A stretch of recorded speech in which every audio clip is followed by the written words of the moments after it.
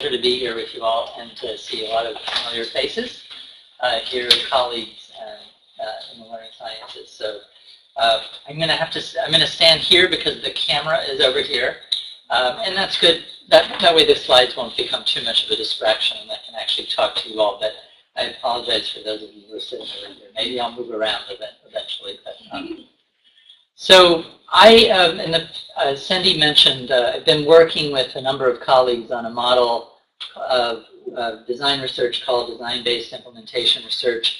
Kylie Pepler here has joined our faculty for our first workshop last year. We're doing our second one this coming summer.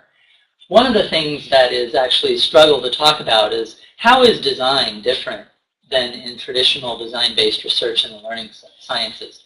What's different about the object of design, that is what we're designing, as well as what's different about how we design. How are we participating and collaborating with schools, districts, communities to improve educational practice at scale in a way that transforms the system and also creates a more equitable system. And of late I've been reading in contemporary participatory design theory, and I've found this term infrastructuring to be really helpful as a way for explaining DBIR to people and how it might be a little bit different, both in the sense of the participatory aspects of design and what it might look like, but also in the object of design. So that's what this talk will be about. You are free and welcome to tweet during my talk. I am an active user of Twitter and encourage social media as a means of getting learning sciences out there, as Cindy says. So I think it's true for all design researchers that we don't aim for little changes to practice, but big ones. And I think that since the founding of the learning sciences as a discipline or interdisciplinary science of learning in the early 90s, I think that's always been the goal. And the goal was to provide new images that could be test beds and labs for innovation of really radically different models of educational practice. So the challenge is, how do we get there? And I think one good example that that sort of embodies that initial vision of design-based research and how it can actually have a broad impact is the SimCalc project. SimCalc started as basically a piece of software developed by Jim Caput at UMass Dartmouth and a small team of graduate students there for teaching middle schoolers the mathematics of change, introducing really foundational concepts for calculus to young people at middle school who probably would never otherwise get access to calculus. For him, it was about democratizing access to the mathematics of change. He saw, Jim Caput saw, calculus as the algebra of the 21st century. It is the equity course that we need to have every kid make. This started out for years as just a handful of classrooms, people tweaking and developing materials with it. And then, in collaboration with folks at SRI International, they got a big grant to scale SimCalc up. They ran several large randomized control trials in the state of Texas. They found really big positive effects of a SimCalc, this replacement unit, on concepts of rate and proportionality, on student learning. The student learning outcomes were great for every student group, different races, different socioeconomic backgrounds. So here is a great example of what that can look like. Another big impact of design research in my field of science education has been an impact on policy. A number of scholars involved in curriculum design, especially from Michigan and Northwestern, have had a huge influence on this big consensus document, the Framework for K-12 Science Education. There is so much learning sciences research that is at the foundation of that document saying what science education should be. Those became the basis for the next generation science standards, which now over a quarter of American school children are in states where those have been adopted. And every state that has adopted standards since the framework was published have based it on this document. These are two examples of really big impacts of design research.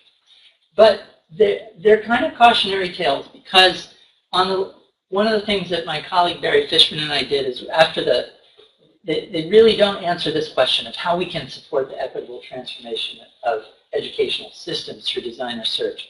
And why? So one of the things that we did, my colleague Barry Fishman and I did, the year after the study SimCalc concluded, we went back in and surveyed all the teachers and we said, which of you are still using SimCalc? And we analyzed the characteristics of both those teachers and the students. And we observed something that in sociology is called the Matthew effect, the rich getting richer. So the teachers who were still using SimCalc were those teachers with the highest achieving students in those classrooms. So not the kids who were necessarily could benefit the most from SimCalc. And we saw also that those that were continuing to use, they were the ones where SimCalc had been integrated better within the school districts in which they were teaching. So, and the rest of the people had stopped using it. So there was not a systemic transformation. And I think everyone who's in this field of working in science ed knows that standards, and also Common Core, if that's your focus, standards alone don't bring about educational practice. So the big driving question for DBIR is really this one. I think this is the generic DBIR question, is how do we support the equitable transformation of systems through design research? And so if you're doing a DBIR, if you are engaged in design-based implementation research, your question is probably some variant of this in some sense. So these are the 4 principles of design-based implementation research. And one thing I like to say about them is that this did not come out of nowhere. It really, design-based implementation research is a blend of 2 big traditions in educational research. Design-based research, which has traditionally been focused on designing innovations for small numbers of classrooms, sometimes just one classroom, and implementation research, which has a strong tradition in policy, educational policy research, that is focused on understanding and explaining the conditions under which programs can be implemented. And where that form of research is really focused on, I think, description and explanation, and design research on the other is on intervention. The blend here is to say what we're about is how to make programs work at scale, and using implementation research and design research tools to do so. These 4 principles you see individually in lots of projects. It's the 4 principles together that make something DBIR. I'm going to focus today on the 2 middle parts to really try to characterize how design is different, what it means to commit to iterative collaborative design, and also the 3rd element, which I think is also a big shift from traditional design research in the learning sciences, to be working at 2 levels of theory, both implementation theory and also theory of how you support student learning. And also, I think there's implied in this design work is designing across levels of a system. So what does it mean not just to design for one level, but to design across levels of coordination? So to go back to this term infrastructuring, we have to go back a bit to the writings of Lee Starr in particular, who was a person in a subfield of computer-supported cooperative work, which is something that is underread in the learning sciences, I think, and also information sciences. And Lee Starr, you may know her by a different concept called boundary objects, because she's the person who, with Dreisinger, came up with that notion and theorized it. But I think one of the other things that she brings us is a contribution to understanding of infrastructure. Lee went in and studied a group of this was in early days of collaborative software, and she was working with a university consortium of scientists on the software that basically does what Google Docs does now. And she called these people up. She was charged with studying its use. All these people, and they all said, "Oh, we really love this piece of software." Okay, great. Can I come out and see you using it? So she comes out, and they give her the same line as soon as it is. Okay, fire it up. Show me how you're using it. None of them were using it. And one of the things that she noticed, that she, as a good ethnographer does, spent a lot of time there, so it really wasn't basically sunk into the infrastructure of these places.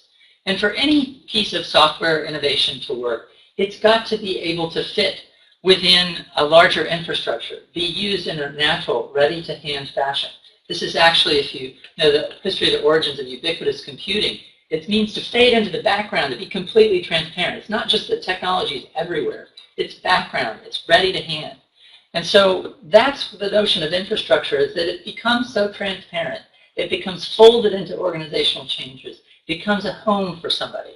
And that is the challenge, I think, of what it means to design for an infrastructure, is to actually not just build your thing, but also figure out how it can sink into an infrastructure of a set of institutions and organizations. The verb infrastructuring, you have to fast forward a bit to the early 2000s. And in parallel, both in the US and the Scandinavian traditions of participatory design, people start talking about this. At the center of infrastructuring is integration of new tools and technologies of existing people, materials, and tools, processes of integration, negotiations, and compromises that require technological, social, and cognitive resources that are both become available to communities of practitioners. Two things to highlight is this word existing, and this is a big paradox. So I'm trying to do innovative work. How do I sink it into the existing infrastructure? And any of us who try to do educational innovation know you don't get to you don't walk into nothing. You walk into an existing system with norms and people and rules and material infrastructures. So that's part of this. The other verbs here are negotiations and compromises. This is not about doing your fanciest design possible anywhere. This is about doing what is workable and that might be a focused addition to what's already going on and a long play for transformation as opposed to trying to get quick transformation. There are two dimensions I'm going to highlight and focus on today with this that are featured in the participatory design literature. So one aspect of infrastructuring is trying to create conditions for social innovation. And that demands that we focus on building longer-term partnerships with diverse individuals and groups. Oftentimes people who are not at the center of their organizations, but on the periphery and margins and maybe even excluded. In Scandinavia, a lot of participatory design has moved out of working with companies and into communities, and trying to work specifically, for example, with immigrant communities in Sweden, who are very much on the margins of Swedish society and social democracy, and trying to say, how do we actually align with these folks and figure out long-term partnerships? And in their case, try to match those folks and their agendas with people with resources and stakeholders that have more power in society to be able to accomplish their aims. The other piece is the ongoing redesign of infrastructure. So one of the things that one has to do in infrastructure is think about the research element is about learning from and planning for how organizational structures will influence the use of innovations. So traditional implementation research, that's the learning from. That's what we do. But we're also, in this case, designing for that. We're trying to anticipate. And it's also continuous with implementation. So that's a big shift. A lot of our R&D structure in the United States is based on this notion that we go from design and development to scaling and broad implementation. No, from the standpoint of participatory design and pretty much every Silicon Valley company today, there is no separate implementation phase. It's all design as you're implementing, and it's continuous, and it requires something that I'll elaborate on later called patchwork efforts. As things arise, you have to do patchwork. Things that weren't part of your original design plan that are going to be necessary to ensure the viability of your design in real context. So how do we do this work? And I think this is what makes it a learning sciences framework, is this deep commitment to both using and building theory as we go. So one of the products of design research is theory about learning. And it's theory about learning that you get not just from observing the world, but trying to change it. And so one of the things we try to do in our work that I'm going to talk a little bit about today is we draw on particular visions for high-quality teaching and learning. And in the work I'm going to share today, that's drawn from the framework for K-12 science education, the breadth of research that's represented there. In classrooms, we know that one way that you push forward standards-based instruction is through providing curriculum materials that provide really images and models of what they can look like in practice for both teachers and students. Technology tools that enable give kids access to difficult concepts.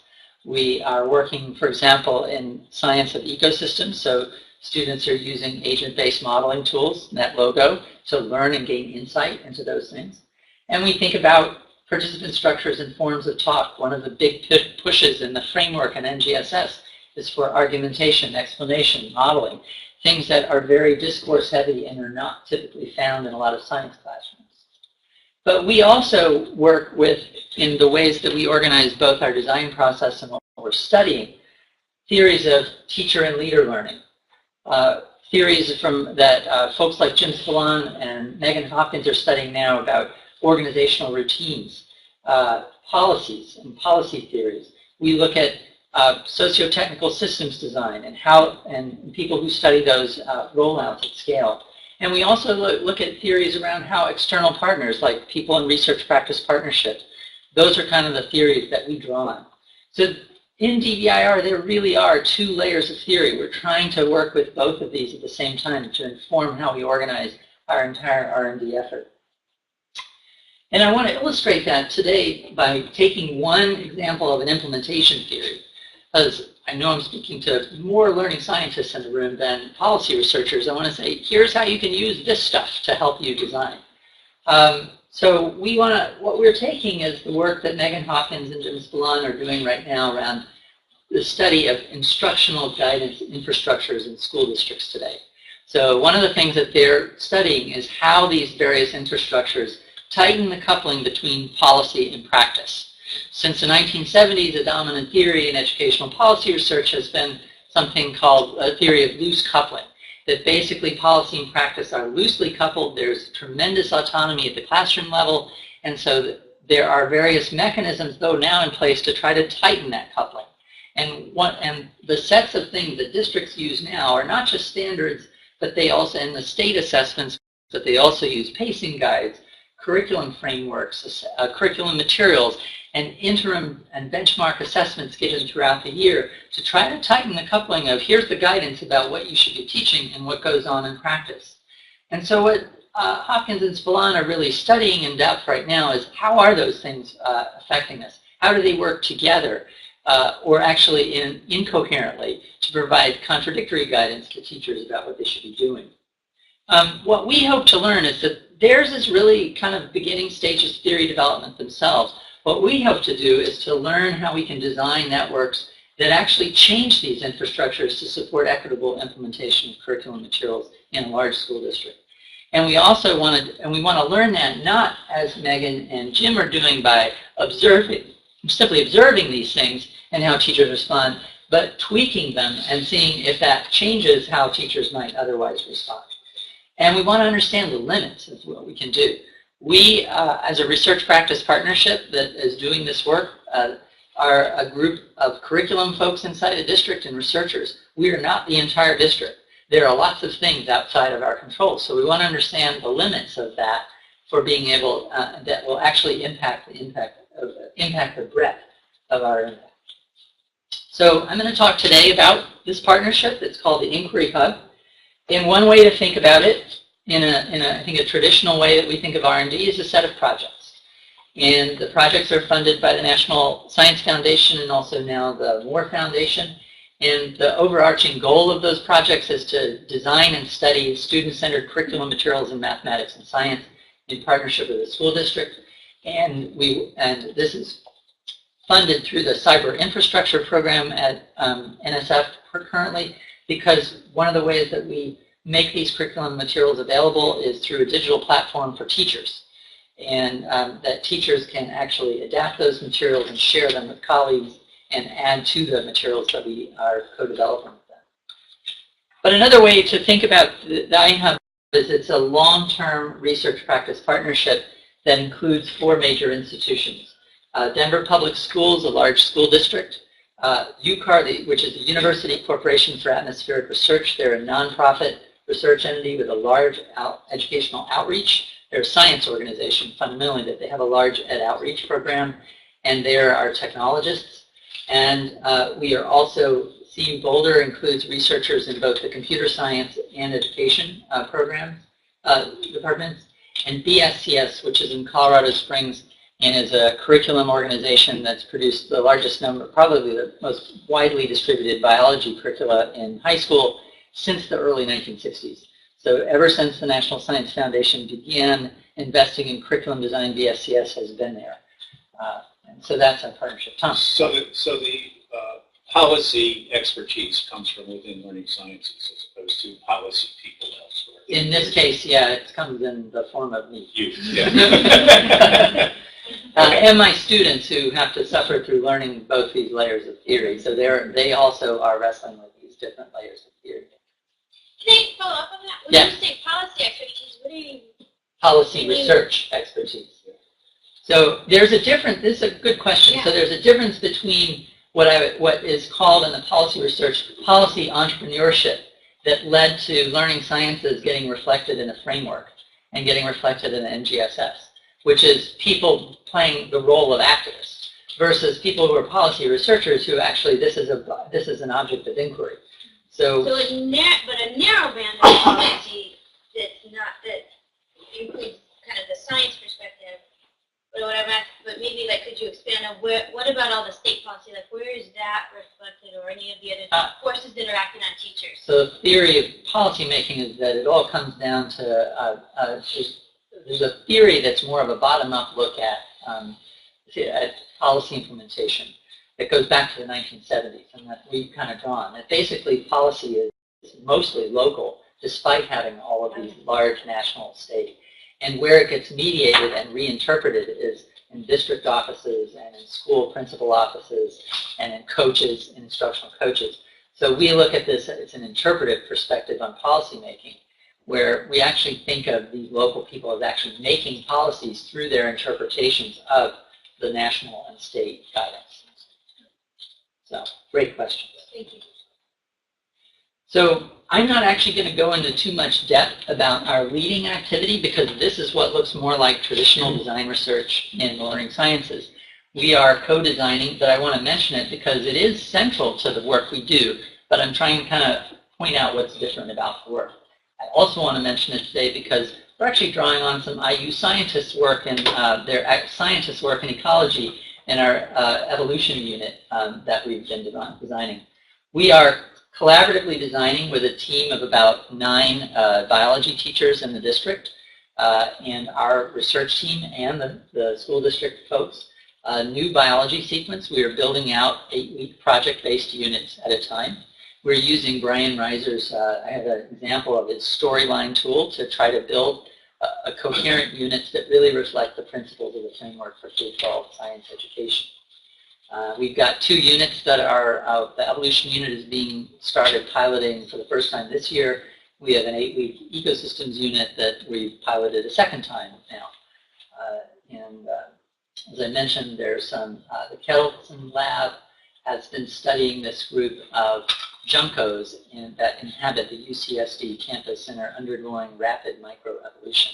And they are anchoring phenomenon for our evolution unit. Unfortunately, none of them could be here today. But how are we designed? So in this work, and I think this begins to start to say, how are we different? We have multiple design teams, each of which is comprised of typically a teacher, somebody from the research team, and also a district leader. And that's not necessarily typical to have this cross. That's the first aspect of cross-level is who's participating in the design. We have district curriculum leaders who are part of our work as well as teachers. And that's really a source both of tension but also opportunity for coordination to be able to do that. The teams are linked by that storyline diagram. That's how we help coordinate. That's our boundary object to help coordinate the work. And we have external partners who provide feedback and input on the unit. So our subject matter expertise comes through scientific review. And then one of our design principles is that we are focused on both coherence and personal relevance. So one of our project-based units have a real external product that is tied to some ongoing initiative in the community. So in our ecosystems unit, what students are doing is contributing to a 1,000,000 tree initiative in Denver. Lots of cities have this to try to plant 1,000,000 trees. They are picking a tree to plant in their schoolyard that will maximize biodiversity and ecosystem services. And the Denver Parks and Rec is providing that tree to them as part of that, and they're a full partner in our design work.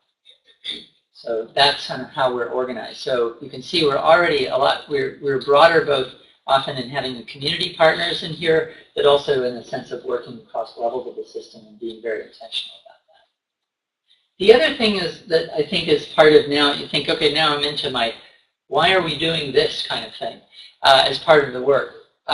Starting out with curricular co-design with a group of teachers in a state that was not a lead state to design the next-gen science standards is really hard. very few teachers of ours knew anything about NGSS. How are we going to actually build their capacity while also doing design work? So one of the things, and this is that first thing about connecting people to resources. So our district leaders recognize this. They also, and we're in a state too that hasn't adopted the standards and has no intentions of in the immediate future. But the district wants to move forward. So one of them actually found my colleagues on a hybrid PD model called the Next Gen Exemplar System, developed by Brian Reiser and Jean Moon and Sarah Michaels. And it's a really wonderful PD model. And they had found out about it independently of me and said, you know anything about this? And so one of the things that I did that is very much like this move that's happening in Scandinavia is I made sure that I brokered the connection. And I also tried to set this up like, all right, let's be intentional. Let's think about who's going to be involved in our design process. How do we actually have them participate in this? So what we did is organize so that they could gain access to this system and take a cohort of teachers through the system. And it was good. We got a number of biology teachers, but true to form, and this is the first comment about limits, is a lot of the teachers didn't finish it, and a lot of the teachers who signed up for our design process hadn't gone through it. So this is a district that has the principle of everything is voluntary. There are no mandates that you can put on teachers. So you have to kind of create the conditions, but there are limits of those conditions. Can I ask a quick question? Yeah. So these are traditional schools. Have they done much like project-based learning or design-based? Very, different things? quite very variable. And Denver is 3 school districts in practice. So there are things that are traditional independent charters that are technically part of the district. We don't have any of those. We have something called innovation schools, which are managed by the districts that are run like charters. We have some teachers in there. And then we have traditional comprehensive high schools in the district. And this included some of those? those? The second two, yeah. So going on in the background is really important district is at the leading edge, the bleeding edge of neoliberal reforms around district governance. They are trying everything under the sun that bears no relation to curriculum. Like they're betting the farm on data-driven decision-making and charters and innovation without focus on content. So we're doing all this work in that context. That's kind of valuable to note. We are under the radar of the superintendent, and thank goodness, is how, as I often say. So I mentioned we have, you may know something about tensions between central office and teachers. So how do we manage this tension? Because we have everybody at the table to design. So one of the things that we bake into the design, we take some of the work that Barry and I have done around the importance of perceived coherence in implementation, and we build that into the professional development designs and the design work itself structurally to say there's time in our agendas where the teachers are trying to figure out how this fits and doesn't fit into the infrastructure, and they get to speak back to the district people about it. So early in the work, we had to adjust the pacing guide. They had 5 days for an 8-week unit set in ecosystems in May. So we're like, that's not going to work. And teachers realized that. So we basically sat down and worked on that together. So I'll say more about that in a minute.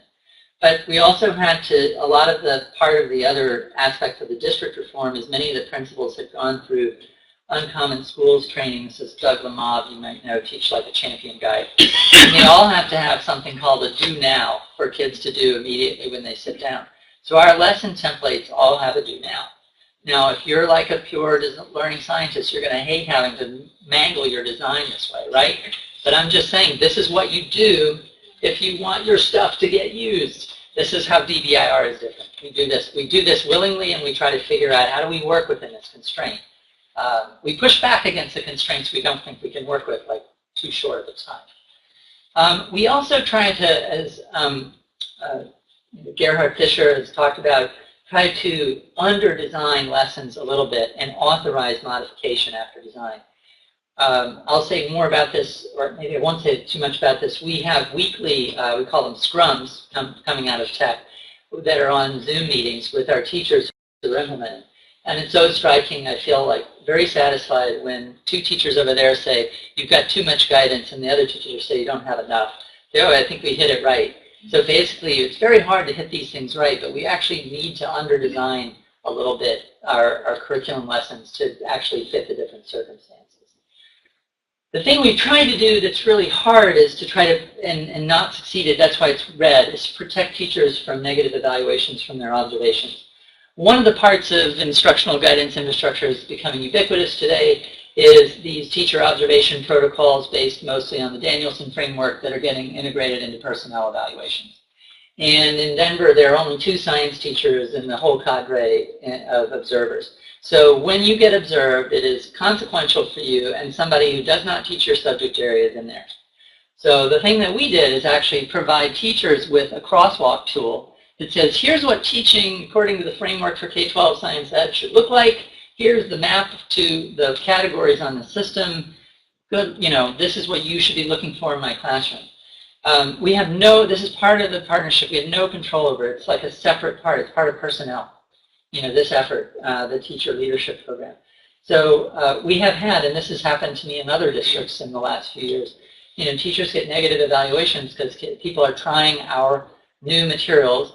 They're flailing about a bit, struggling with it, and actually it's dinging them on their evaluations. So we do have like a kind of the SWAT team of the district curriculum leaders that, in the case when this happened last year, that jumped in to try to actually help with the situation. And we couldn't change the evaluation that was made, but one thing that felt really good is that the district leaders who in curriculum really did jump to investigate, try to inquire, and let them know, by the way, these people are doing the work that we're asking them to do.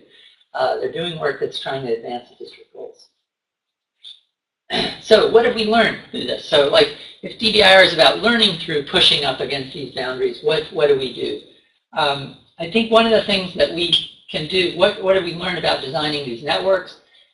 We can actually support trust building between district leaders and teachers when we both surface the teacher's concerns and have a means to address them. I think, and I'm still just beginning to think about how this happens and not just looking in my partnership but in other partnerships, but one of the roles that we get to play as outsiders is we actually get to amplify the voices of teachers to the district leaders. And for the district leaders, we amplify their voices to their superiors. So the people on the CAO level, like the higher ups. And it's a very, and they value that. When in interviews of other partnerships, I am hearing a lot. But the key for those teachers is you have to actually address the concerns. You can't just put them in a parking lot and leave them there. And so one of the things we've been really good about, and teachers tell us we're good about, is actually addressing the concerns that arise. The other thing is to make sure that our materials themselves, so that was a Google Doc that I flashed up. We actually do all of our work in docs right now. There are ways to modify the materials. Once they're up in this thing called the Curriculum Customization Service, there's ways to add to things. So part of what allows us to do this work is we authorize the adaptation. We encourage it. We also try to learn from it. What are the limits? We can't change everything. As I illustrated with the principal observation protocols, we really don't have access to those people. They're not part of our partnership. It's part of a system of personnel evaluation, not instructional improvement. Anyway, so sometimes networks have to conform in order to survive. Or we can under-design in order to enable flexible implementation. So this other idea that I really like from infrastructure is this notion of a patchwork effort. I think without writing about it this way, I documented this in a process of a study of a learning progressions project with Jer Comfrey's team, because Jer Comfrey was somebody who was really good at figuring out patchwork efforts you needed to do to make your designs viable in real systems. And it would always seem to some in the moment as this is a diversion, this isn't what we're about. And it's actually kind of helpful to just call it a diversion, say, yep, we're having to go out of what we plan to do right now in order to be able to fit this and sink this into the infrastructure. So what our focus is on is to support expanding agency of participants in classrooms for building that working infrastructure so for teachers to be able to use it. And also we want the agency of not just of teachers but also of students. So I'm going to talk about student agency in some of our patchwork efforts. Because one of the core principles in the framework is that science teaching and learning should connect to students' interests and experience. And that's a really important equity move because we have to be able to draw on the diversity of those experiences so kids can see themselves in the work. So I'll tell you a little bit about how we did that. So I've already alluded to this. Patchwork effort 1, we discover after we've actually done some design work that, hey, the district pacing guide has got to be seriously modified. There are 5 days for a 40-day unit. How are we going to do that? And this was actually a collaborative effort. The district science coordinator is in the room, and I actually made him a little uncomfortable by saying, all right, this is what we're going to do right now. We're going to pause the work. We're going to work on this both from the standpoint of what the official district guidance will do, and then also the teachers built a calendar, a collaborative calendar, say when they needed to start the unit in order to give it enough time in April and May, and how they would actually work it out. So that's an example of a patchwork effort that was absolutely necessary. Why? Because teachers really orient to these pacing guides. And we're finding that in districts all across the country. It's not the standards, it's the pacing guides that are one of their primary documents. Where do they need to be when? Why? Because it hooks up to a different element, which is these interim assessment tasks. So the other parallel process that goes on in school districts are these interim assessments that are hooked into the pacing guide. And the interim assessments in most school districts are designed by teams of teachers, not by psychometricians, not by people with expertise in assessment. States can actually hire people with relevant expertise to do this for them. Districts typically don't have those kind of budgets. So it happened that our design workshop, first design workshop for ecosystems, was happening almost overlapping with this workshop where teachers were going to come together and design these. So I jumped in and I said, let me write you 3 or 4 items that are reflective of three-dimensional science learning. I will let you review, and they said, fine, but they have to go through the same review all the other items do, which is a peer review among teachers. So we did that, and I put in some items that I knew that were at the intersection of the Colorado standards that every teacher was accountable for, but also that tried to elicit students' a grasp of scientific and engineering practices in the context. And I've been doing, this was not impossible for me to do because I've been doing that work for 4 or 5 years on a project already with a team at SRI. So I've been doing that work, so it wasn't so hard. So this was me jumping in to actually kind of figure this out. And talk about payoff. Just this week, somebody on we're now 2 years into this, said, oh my goodness, I turned to the district pacing and our kids were really well prepared for one of these open-ended task designs. And I thought, well, that was not by accident, right? So, and if it had been just the opposite, just think about how that could have damaged our chances for implementation. So this is a diversion from everybody's standpoint who's like a hardcore researcher in a university who wants to stay on this side of the building. But this is core to the work of DBIR, is to start to try to redesign these pieces of infrastructure so that your curricular innovation in the classroom can actually survive and have viability. And the only way you get to do this is that you have a long-term partnership, right? Like the district's not going to ask me to do this if I'm Joe Blow researcher who comes in just to get data from their students. It's because I'm a trusted entity. Like I'm part of that curriculum team as an external member in many ways.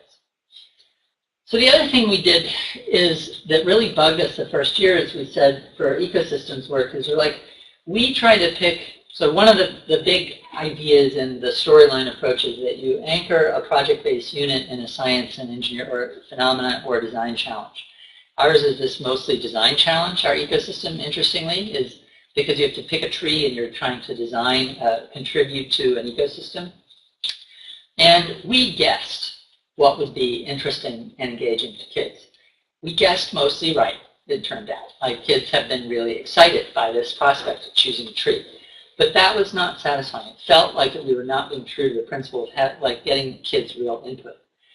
All the methods that we knew about are not very scalable for figuring out kids' interests, which usually rely on deep ethnographies of communities. So the work by Norman Gonzalez and team in MathEd, Phil Bell and team in Washington that fed into a curriculum called Micros and Me. Great work, fabulous. But we're like, how do we do this at scale?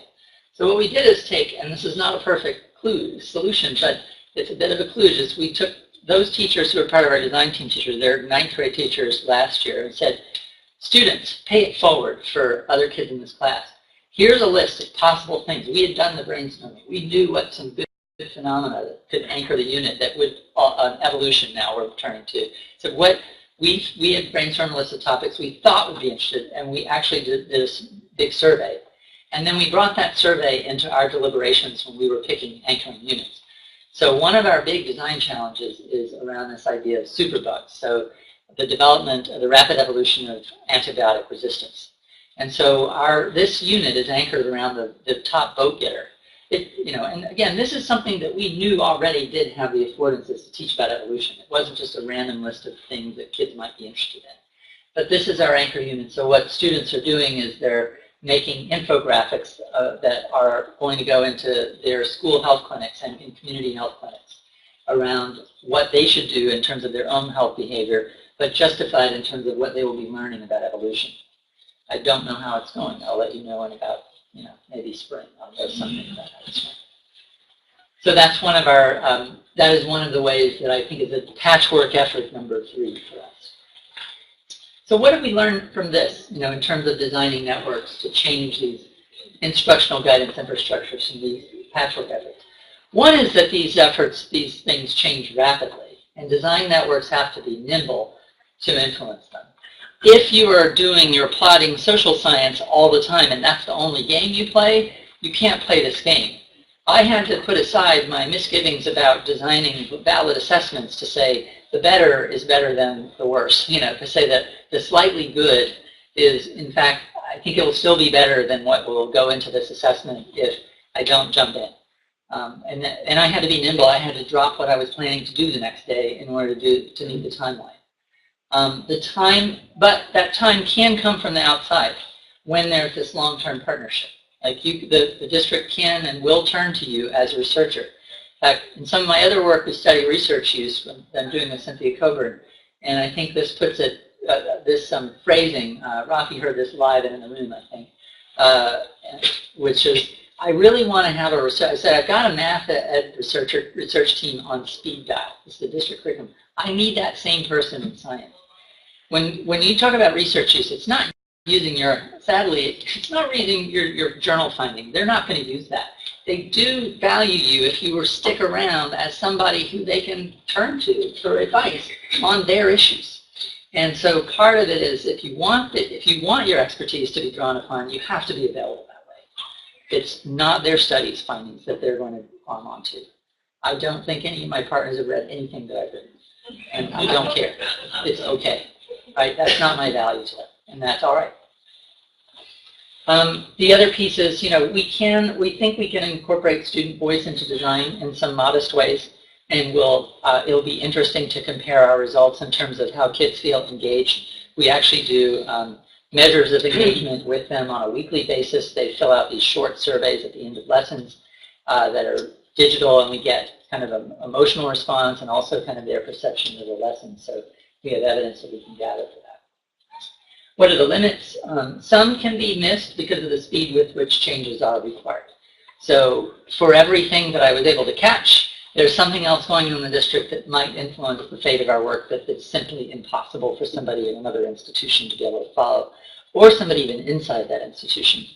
Because they're constantly reacting, these district curriculum leaders are reacting to mandates elsewhere in the school district or things they have to do. They have very little thinking time. In a sense, we provide the thinking time in our collaborative design work for them.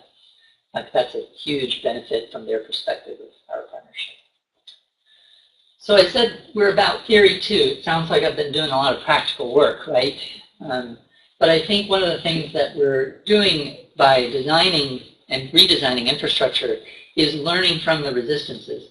And specifically, which infrastructural components offer more resistance than others that circumscribe the agency of design teams to address concerns. So those of you who've read Pickering, I'm thinking about Pickering here and how the different material conditions can actually resist. In this case, it's the infrastructures. But those resistances look really different if I sit back and I'm just saying, my goodness, this thing can't survive in this chaotic district that is engaging in a whole set of reform initiatives that are pretty much counter to everything I'm doing. But I'm saying we are extremely viable. We have a quarter of the biology teachers in the district are in our project. So it's not like we're dying out there. And so what we learn is where can we push and where can't we? What are the limits? So I think what we're doing with the theory from that Spillane and Hopkins have done is we're actually going to figure out which of these components really matter to teachers. Which of ones can you tinker with and actually shift the implementation? And then in terms of the concept of infrastructuring, I think one of the things that we're hoping to do is this is how do we contribute to design theory. One of the products of design theory, Danny Ellison wrote of design research is design theory. Danny Ellison wrote many years ago. And I think that's one of the things we hope to contribute and are contributing. The things that we've written so far, in fact, about this project are mostly in this category.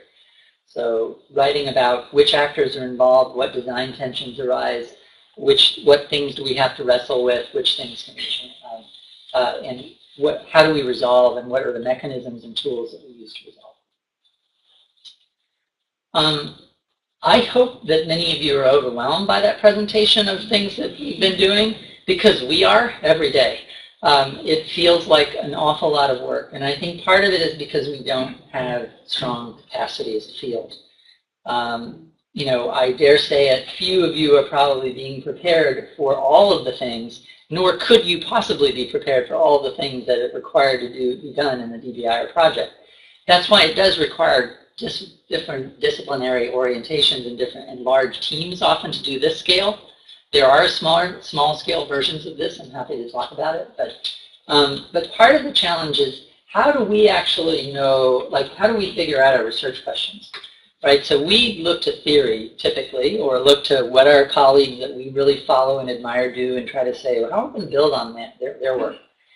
The key in DBIR is to figure out what problem of practice can I solve that that a large system really cares about that is also a problem in research. I have to find a pretty sweet spot of, in this case, I think we found one. Like this is an area of theorizing around instructional guidance infrastructures in policy research. This is a new idea. And we're sitting there doing work to like understand how these really operate and shape implementation. That's not easy to do, to figure out. And one reason you have to work with implementation theory is because a lot of the theoretical advances are happening over there that matter for implementation, not happening in learning sciences so much. So that's why engaging with them. These two challenges go hand in hand. The other thing, and there's a qualification though on the district leader side, is how do I pick researchers, right? So not very many people in EEE programs are prepared to like think about what is often called improvement research, now also goes by the name of improvement research, or DBIR type ways of doing work. Like how do I engage a researcher as a partner? District leaders, we know, like this is a former curriculum coordinator, the person that I worked with didn't actually see the contradiction between these district assessments and what we were doing. Couldn't even see it. And so preparing district leaders to see the system they work in and how teachers respond, and this is a former classroom teacher, how these things intersect is a skill that we have to prepare our educational leaders for. Because when I have a district partner that tells me that stuff and can make explicit what the system is, the work goes so much more smoothly. And I've worked across different districts, and the ones who see the system, the work goes so much better because they're like, okay, you need to deal with this, this, this, and this. And when they can't even articulate that, you're in trouble, and they're in a central office position. So what are we doing about that? I just want to kind of close with a couple of things and mention an effort that I'm part of with the Exploratorium Education Development Center, University of Washington, CU Boulder, also SRI, and Inverness Research Associates are in the evaluation side. We are actually engaged in an NSF-funded project called the Research Practice Collaboratory, where we are basically a network of partnerships that are trying to figure out new ways of relating research and practice, both through DBIR. These are the examples of DBIR engagements. The Exploratorium is working with a network of after-school programs throughout California around supports for equitable making and tinkering guidance. So how do you help adults guide making and tinkering initiatives? EDC is working with, in Maine, with a consortium of rural districts on interactive use of iPad. They're using iPads for math early math, and what they're working with a group of teachers, collaboratively designing innovations in teachers that actually are not about apps, but rather about videotaping kids solving problems and using that as formative assessment. My colleagues, Phil Bell at the University of Washington is working, and that's Pam Buffington that leads at EDC, Bronwyn Bevan and Jean Rue at the Exploratorium. Phil Bell and his partner Dan Gallagher at Seattle Public Schools, they're working on curriculum adaptation for NGSS of elementary units to incorporate more argumentation as well as engineering pieces. And then our work is this, is trying to build, is in a sense trying to build capacity of the field around research practice partnerships. So we convened a meeting at ICLF last year for partnerships, and we also had a meeting of younger scholars that we have ways to try to support them. And part of this work we're doing that I want to do a little pitch for is we have a series called the Research Practice Forum, and it's we've had our first one already mid-October. It's archived here. You can watch it, and that goes to a YouTube video series. So Google Hangouts on Air, I am bringing together panels that are comprised of research practice partnerships from around the country. Many of them are design research partnerships, but we have other kinds of RPPs as well. And we talk about different themes related to this. So this is a great way, in addition to going to the website for the collaboratory, to learn more about what partnership looks like. And in close, here are the many different ways to get a hold of me. I've got the slides here on a website called Learn DBIR, which has a wide range of resources related to the 4 principles.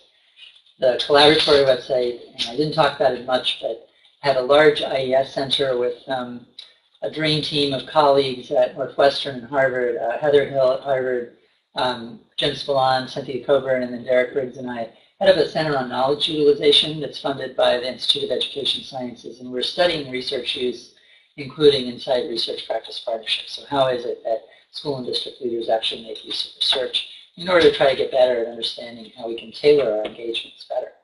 So, and those are my things. So thank you.